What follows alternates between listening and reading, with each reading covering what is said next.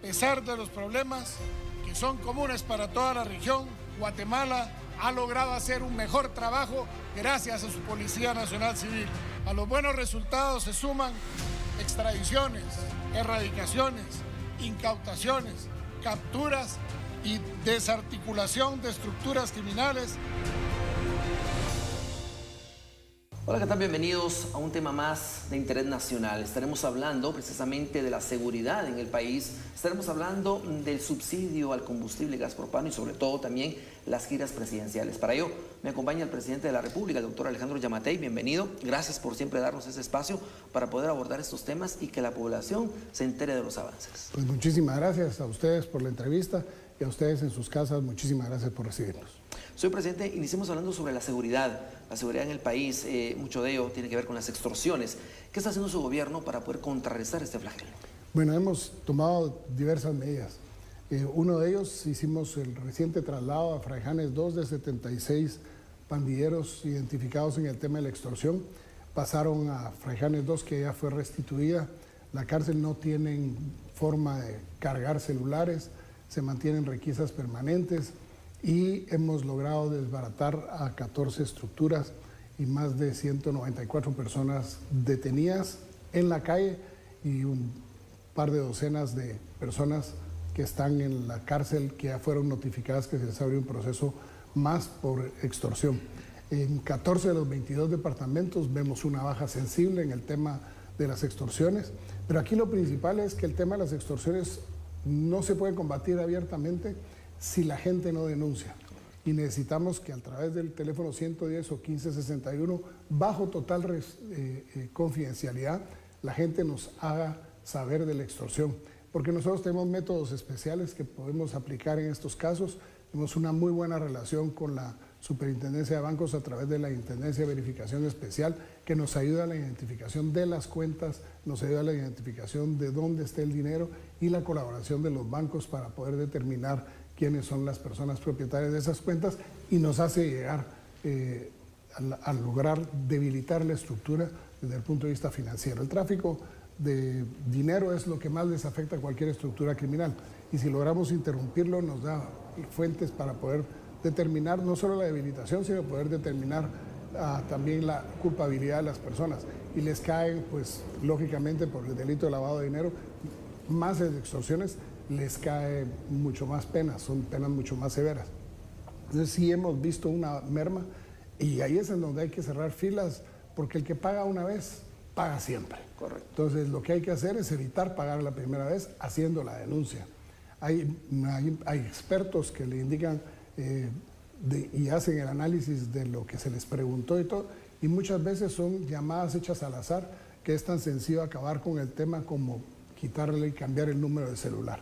Hay otras que sí son más serias y que se puede determinar. Y el grupo de tarea que está viendo esto ha tenido muy buenos resultados, pero sí, definitivamente la colaboración de la gente es fundamental. Definitivamente. Hay otro tema, en El Salvador se está llevando una guerra contra las pandillas y, por supuesto, pues que Guatemala es uno de los territorios vulnerables en relación a la huida de estos pandilleros. ¿Qué está haciendo su gobierno para poder fortalecer los puntos? Bueno, en abril que se puso el primer estado de sitio, el cual ha sido prorrogado en El Salvador, nosotros armamos lo que se llamó el Plan Operativo Táctico 13-2022, en el cual hicimos un despliegue de ejército y policía, no pensando solamente en los puestos de aduana tradicionales, sino en los puestos fronterizos. Se tiene un despliegue en las carreteras que van abarcando Chiquimula, Zacapa, Santa Rosa, Jutiapa, Escuintla, y hemos logrado detener a muchos de estas personas. Hemos devuelto a la fecha ya en la segunda fase de este plan operativo un total de más de 125 pandilleros perfectamente identificados y ya superamos los 2.000 extranjeros de otros países de América del Sur, del África, del Caribe, que estaban tratando de pasar hacia Estados Unidos. Ya no hay caravanas, ahora lo que hay son pequeños grupos que tratan de pasar aisladamente y nos sirve, pero también nos sirve porque se puso la ley de coyotaje y hemos logrado detener a muchos de los coyotes y los que se van a enfrentar a penas de cárcel de hasta 30 años. Y eso con el propósito de debilitar las estructuras, porque el negocio de la inmigración ilegal hacia los Estados Unidos en Centroamérica representa algo así como entre 4 y 6 mil millones de dólares al año, y hay que combatirlos. Definitivamente. Otro de los temas que tiene que ver con la seguridad es el narcotráfico, señor presidente. ¿Qué ha hecho su gobierno para luchar contra esto? Bueno, hasta el momento, en lo que yo llevo de ser presidente, que son 29 meses, vamos a cumplir, ya hemos recogido más de 28 toneladas de cocaína. En destrucción de amapola, solo este año se contabilizaban la semana pasada, antes del fin de semana, 8 millones de plantas de amapola erradicadas, con un valor increíble de más de 1.522 millones de quetzales. El fin de semana nos fue muy bien, se logró la erradicación en el área de San Marcos de muchas plantaciones que suman otros 200 millones de dólares a lo que ya se había puesto, lo cual solo este fin de semana estamos duplicando la cantidad que se había logrado hasta mayo, con la intervención que se está haciendo en Ixiguán y Tajumulco, y con el apoyo aéreo de helicópteros hemos logrado identificar las plantaciones y nos topamos con una tercera variedad. O sea, todo el mundo cuando piensa en la amapola, pensaba en la amapola roja. Después se creó una variedad que es una amapola blanca, que decía que era más fuerte que la roja, y ahora ya descubrimos una que es color fucsia, que dicen que es el avance del contenido de opio que se puede sacar de ella. Y encontramos ya cientos de libras de semillas de amapola para poder seguir sembrando, y estamos tras la búsqueda de los laboratorios en donde se está haciendo la pasta básica y se va para México. En el combate también de los extraditables, la semana pasada, el jueves, cayó el extraditable por narcotráfico número 14 en lo que va del año. Recordemos que el año pasado fue una cifra récord de 57. No hemos capturado más porque las listas han disminuido, ya nos hemos ido acabando la lista, y estamos trabajando fuertemente contra eso. Ya llevamos un periodo largo de tiempo en el que no bajan aviones con drogas en Guatemala y ni están usando los puertos. Gracias a la instauración de los métodos de rayos X en los puertos, ya se nos hace más fácil la identificación de ilícitos que quieran entrar a Guatemala, y pues están utilizando ahora lanchas, ya no vienen en barcos a los puertos, sino que lanchas rápidas, y las maniobras de interdicción, trabajando de común acuerdo en la operación Dorión desde Colombia con los países de Centroamérica, nos ayuda a la identificación de esas lanchas y poder salir a detenerlas en mar abierto. Tenemos el buque Quetzal, que se mantiene, Quetzalito, que se mantiene en alta mar, y desde el cual patrullamos muy lejos de la costa, para que podamos utilizar los métodos de identificación de esas naves. Y también hemos visto que ha habido un incremento en los semisumergibles que usan, y hemos detenido a varios ya, así que estamos pegándole duro. Y por último, quiero contarle que estamos poniendo ahorita una base militar en Tilapa, en una playa de Ocos, en donde vamos a poder tener una fuerza de interdicción en el mar que va a abarcar desde San Marcos hasta Suchitepeques, y la Escuintla se va a quedar viendo desde Jutiapa hasta la entrada a Suchitepeques. Hoy vamos a tener una cobertura del 100% de la costa del Pacífico, y eso, ya se inició la construcción de las obras. Creería que en unos meses vamos a tenerla terminada, ya tenemos el equipamiento listo y el personal que va a ocupar eso, y vamos a tener fuerzas navales especiales buscando la contención de las drogas en el Pacífico. Correcto. La Policía Nacional Civil es clave contra la tarea del narco. ¿Cómo la está capacitando, señor presidente? Hemos logrado clarificar a muchos que están trabajando con las fuerzas antidrogas. Tenemos la fuerza antidroga ha crecido. Hay una muy buena y estrecha colaboración entre las entidades de inteligencia del Estado por primera vez. Hay mesas continuas de intercambio de información, en donde está incluso involucrado el Ministerio Público, de manera que se puedan judicializar los casos, que se vayan obteniendo información, y eso nos ha ayudado muchísimo. Pero sobre todo nos ha ayudado también el que más agentes de la policía se estén incorporando luego de haber pasado pruebas de confiabilidad, y que nos aseguren que no vienen del lado oscuro de la fuerza y que se mantengan del lado correcto, y nos ha dado buen resultado. ¿Cuántos elementos de la Policía Nacional Civil cuenta ahora su gobierno? Bueno, hemos aumentado la fuerza, ya llegamos a los 42,000, si mal no me equivoco. El compromiso nuestro en el plan de gobierno era tener 5,000 policías más. Ya llevamos graduados un poco más de la mitad de esos. Está próxima a haber otra graduación, y con la del año entrante yo creo que vamos a llegar a la meta de 5,000 más, debidamente equipados. Pero algo que hay especial se está tratando de dignificar. Espero que nos acompañen muy próximamente, en donde las primeras 2 comisarías van a tener comedor para los policías. O sea, van a tener comedor con comida caliente, en los 3 tiempos de comida, para que el que esté de turno pueda saber que ahí van a estar sus alimentos. Y eso es algo innovador, digamos, que no se tenía en la policía, y que al final hacía que el policía, muchos de su presupuesto se le fuera en su alimentación. Y algunos caían entonces bajo esa excusa en el pedir mordida.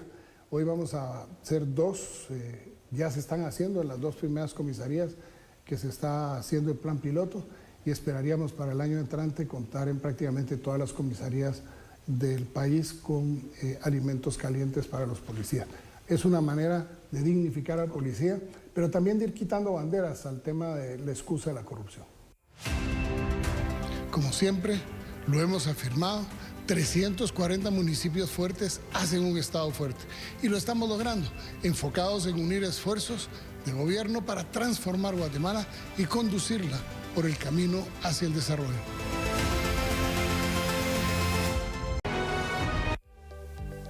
Un autobús de esos metrobuses de la municipalidad consume alrededor de 50 galones de diésel al día, que si lo multiplicamos por 5 quetzales, estamos hablando de un apoyo importante. Las medidas van a seguirse aplicando para que podamos tener el mejor control, y si no fuera por el subsidio, calcule estaría 5 quetzales más caro. Señor presidente, hay otro tema que la gente quisiera conocer en relación a las giras presidenciales. ¿Podría contarnos usted qué es lo que se habla con los alcaldes? Pues mire, la verdad es que es primera vez que se hace.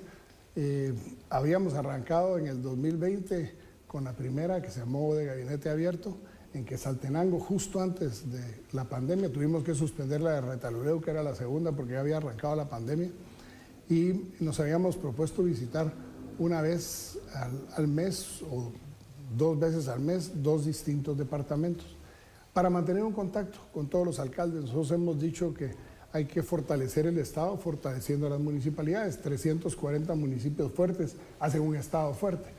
Y la primera contención, digamos, de solicitudes y todo siempre son las municipalidades.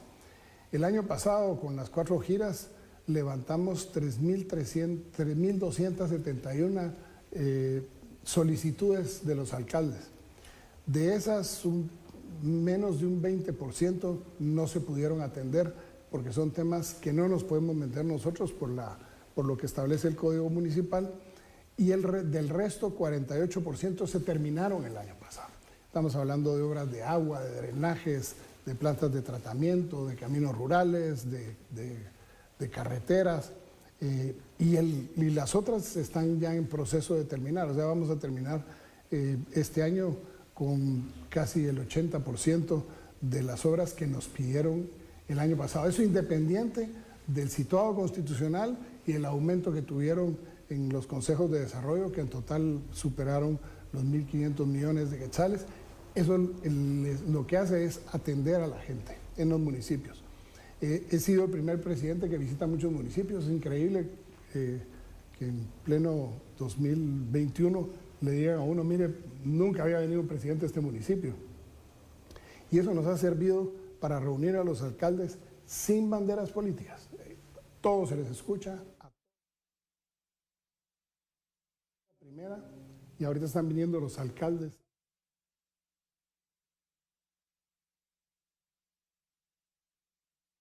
Tarde, en donde se recogen las necesidades para el año entrante y algunas que tendrán que ser atendidas este año, pero especialmente las que habrán que quedar en el presupuesto para el año entrante, de manera que podamos ir erradicando mucho de lo que ha habido del olvido del interior del país en muchos temas. Y eso nos ha acercado a ver cuáles son los cambios que tenemos que hacer en la relación con los alcaldes en función de leyes, en función de acuerdos gubernativos y qué cosas podemos facilitar. Mantenemos una muy estrecha comunicación y yo le diría que pues, no solo es la primera vez que ocurre, sino que las reuniones son muy interesantes. Se oye a todos los alcaldes sin distingo y todos los alcaldes que llegan salen de esas reuniones pues, muy motivados. Se les atiende integralmente en distintas mesas de trabajo y eso facilita muchísimo la comunicación y sobre todo la ejecución de la obra. Priorizando la obra, lógicamente no tenemos todos los recursos del mundo para atender todo, pero sí se puede ir priorizando cuáles son las cosas principales que van a impactar a más gente y eso nos ayuda a atender a todos. Yo creo que hay mucha satisfacción en la gran mayoría de los alcaldes, así lo han demostrado, incluso imponiéndome la orden Manuel Coloma Argueta recientemente, como un presidente que ha sido eminentemente municipalista. Le cuento que para el año entrante, si todo va bien, acabamos de ver los números previstos del presupuesto del año entrante, los consejos de desarrollo y las situado constitucional subirían ostensiblemente aún más que lo que subió este año, con lo cual seguimos fortaleciendo las finanzas municipales, que para nosotros es importantísimo que estén pues que sean fortalecidas para que puedan generar más obra. Muy bien, señor presidente. Para cerrar este tema de las giras presidenciales, ¿qué logros se han alcanzado a la fecha? Bueno, yo le digo que el primer logro es sentarse con todos los alcaldes, es algo que no se había hecho. El segundo logro yo le diría que se puede medir en la cantidad de obras que se han hecho, la cantidad de solicitudes que se han recibido y cómo se ha respondido. Y el interés de poder tener a los alcaldes metidos dentro de lo que es el plan de gobierno, dentro de las políticas generales de gobierno, porque muchas de lo que habíamos planteado en el plan de gobierno con el que ganamos las elecciones se basaba perfectamente en eso, en que pudiéramos tener una relación muy fluida con los alcaldes para poder generar soluciones. Encontramos cosas como, por ejemplo, el hospital de San Pedro Necta, que en la primera gira presidencial a Huehuetenango me dicen, mire, ahí hay un hospital tirado desde hace 11 años. ¿Cómo así? Le digo, sí, principiaron a hacerlo y lo dejaron tirado. Ahorita acabamos de tener la reunión de evaluación de los hospitales nuevos que tenemos toda la semana y yo creo que para noviembre lo vamos a tener ya inaugurado. Pero inaugurado no solo lo que se había construido, sino que lo que se había construido hace 11 años ya para este momento ya no era suficiente, entonces tuvimos que hacerle una ampliación. El hospital de Rabinal salió también otro, el hospital de Ixcán salió también, y así encontramos cientos de obras inconclusas. Agarramos, por ejemplo, los alcaldes nos principiaron a decir sobre centros de atención permanente inaugurados hacía 8, 10, 12 años atrás y abandonados. Y nosotros nos hemos dedicado a la recuperación, poner el equipo, darles el mantenimiento que no tuvieron los edificios los años que estuvo construido, ponerles personal y principiar a atender gente. O sea, la relación con los alcaldes ayuda muchísimo, que se hacen falta maestros, que se hacen falta enfermeras, que se hace falta qué, y nosotros vamos tratando de llenar esos vacíos que pues, por años han existido. El tema del combustible del gas propano es uno de los temas que también ha generado una serie de pues, críticas en relación a que por qué no se quitó el impuesto, y por eso yo le pregunto a usted, ¿qué nos puede decir al respecto? Bueno, mire, en primer lugar no se quitó el impuesto, pero ¿sabe usted cuál es el impuesto que se le quita del combustible? El IEP, que es el impuesto directo a los derivados del petróleo, es de 5.61 por galón. Si nosotros le quitamos 5, ¿por qué no quitamos el impuesto? Por 61 centavos lo que íbamos era trastocar los ingresos fiscales. Recordémonos que estamos siendo evaluados ahora más que nunca por el Fondo Monetario Internacional y otros organismos que no se la creen lo bien que está la economía guatemalteca.